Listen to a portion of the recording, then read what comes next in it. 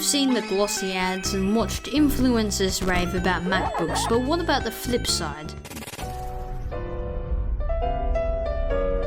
First up, the shiny metal shell. It looks sleek, but on our laps or desks, it quickly becomes a magnet for sweat, residue, and condensation, especially when moving from a cold, air-conditioned room to a warm cafe. This is because normally the metal outer case can be significantly colder than your hands, causing sweat or residue. Next, the screen, or should I say fingerprint magnets. Every tap leaves smudges, forcing you to break out a microfiber cloth. Finally, the casing, midnight and space black finishes look cool in ads, but in real life they're also magnets for fingerprints. Even anodization improvements only cut down prints by so much. Apple's software ecosystem is tightly integrated. Take Final Cut Pro, it's a powerhouse, but projects can balloon past 80 gigabytes of storage, making even a 512 gigabyte SSD feel cramped. Getting on the topic about paid apps, there's a lot that just doesn't make any sense from a Windows user. Almost every must-have app on macOS carries a subscription or one-time fee. For me, I use several pieces of software for Windows, which were all free. DaVinci Resolve,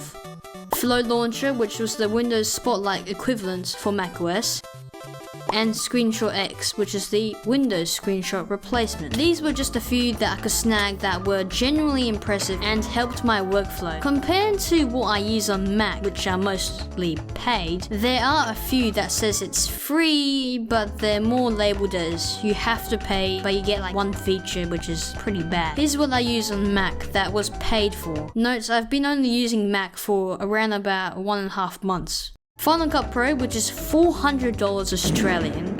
Raycast, it's just a better Spotlight. It's free, but it's limited because you get like 10 prompts or something for AI. Screenshot X was the original version of Screenshot X, and it's $8 per month. Technically, it's just $10 per month.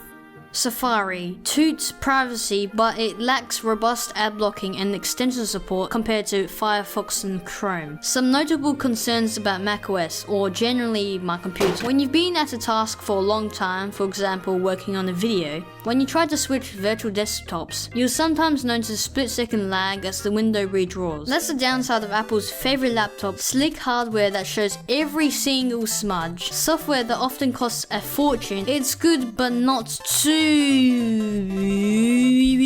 good.